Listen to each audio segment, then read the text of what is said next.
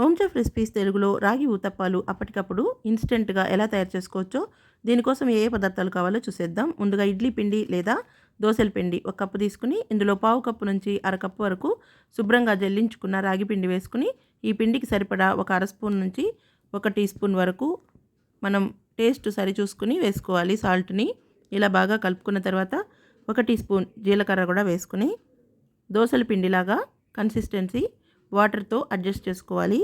ఒకవేళ diabetic patients ఉండి రాగి పిండితోనే కావాలనుకున్నప్పుడు 1 కప్పు రాగి పిండిలోకి 1-2 గరిటెలు మాత్రమే ఇడ్లీ పిండి లేదా దోసల పిండి చేర్చుకోవచ్చు.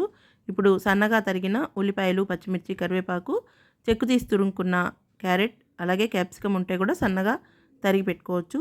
ఇప్పుడు దోసల పెనాన్ని స్టవ్ మీద పెట్టుకుని ఈ విధంగా ఉల్లిపాయ ముక్కతో గ్రీస్ చేసుకున్న తర్వాత మంటని మీడియం ఫ్లేమ్లో పెట్టి ఇక్కడ చూపిస్తున్నట్టు ఒకటే ఊతప్పం పెద్ద సైజులో వేసుకుని కూడా పైన కొద్దిగా కాలాక ఉల్లిపాయలు, పచ్చిమిర్చి, క్యాప్సికమ్, క్యారెట్ తురుము వేసి పైన అర స్పూన్ వరకు ఆయిల్ వేసుకుని అట్ల కాడతోటి బాగా పిండికి అంటేటట్లుగా వీటన్నిటిని కూడా ఒత్తుకుని రెండో వైపుకి కూడా టర్న్ చేసుకుని బాగా కాలనిచ్చి తీసుకోవాలి. దీన్ని ఏదైనా చట్నీలతో తీసుకోవచ్చు లేదా అలాగే తిన్నా కూడా చాలా బాగుంటుంది. ఈ ఉల్లిపాయలు, క్యారెట్ తురుము వీటన్నిటిని ఇలా పచ్చిగానే అయినా మనం పిండి పైన వేసేసుకుని చేసుకోవచ్చు.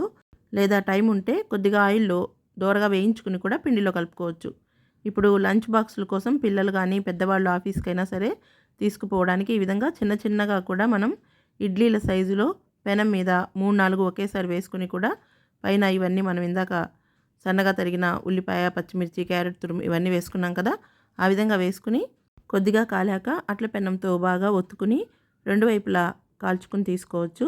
ఇవి చిన్నపిల్లలు తినాలి అనుకుంటే ఈ పచ్చిమిర్చి, కరివేపాకు తీసేస్తారు కాబట్టి దీన్ని కచ్చాపచ్చగా దంచుకుని కానీ లేదా మిక్సీలో పట్టుకుని కానీ ఇందులో కలిపేస్తే తీసేయకుండా తినేస్తారనమాట.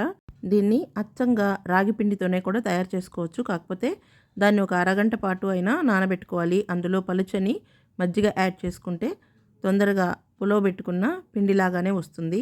ఇది ఎక్కువగా రాగి పిండి మాత్రమే ఉపయోగించి చేసుకుంటే చిన్నపిల్లలు ఆ రంగు చూసి తినకపోవచ్చు. కాబట్టి ఇలా ఇడ్లీ పిండి, దోసల పిండిలో కలుపుకుని చేస్తే తినేస్తారు. ఒకవేళ రంగు ఎలా ఉన్నా పర్వాలేదు అనుకున్నప్పుడు పెద్దవాళ్ళు ఆ విధంగా కూడా తయారు చేసుకోవచ్చు. ఈ రెసిపీ మీకు నచ్చినట్లయితే మీరు తయారు చేసి చూసి ఎలా వచ్చిందో కామెంట్ చేయండి. మీ ఫ్రెండ్స్కి, రిలేటివ్స్కి షేర్ చేయండి, లైక్ చేయండి. మరిన్ని వంటల కోసం మా హోమ్ చెఫ్ రెసిపీస్ తెలుగు ఛానల్ని సబ్స్క్రైబ్ చేసుకోండి.